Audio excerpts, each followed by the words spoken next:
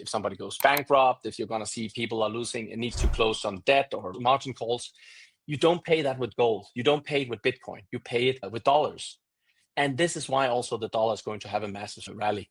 So the rally that I see, and that is based on actually, if you go all the way back to 2008, we have to remember for the ones, but just try to be, look at that, for instance. People have been talking about the debasement ever since 2008, where it started, because that was the quantitative easing. What has the dollar done since? It's gotten stronger. But I suppose not stronger against gold and equities and Bitcoin. That's the issue, right? Yeah, you can say that. But again, it's stronger against every currency in the world. The thing is that we have periods where you want to be long Bitcoin or you want to be long gold and you want to be long the dollar sometimes as well. And I'm not saying that this is going to develop forever.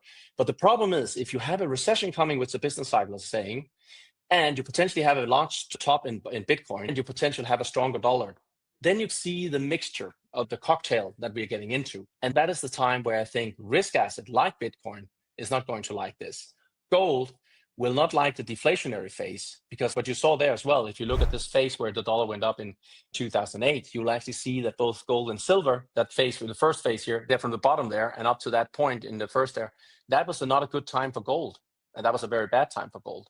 So my thinking on gold is that gold has been extended due to the fact that people has been buying into the narrative. But right now, you don't have inflation in the system. And that's back to the business cycle model. You have a price level that has been raised, but you don't have inflation. And I think people are going to see the difference when you start to see the bust is starting to develop.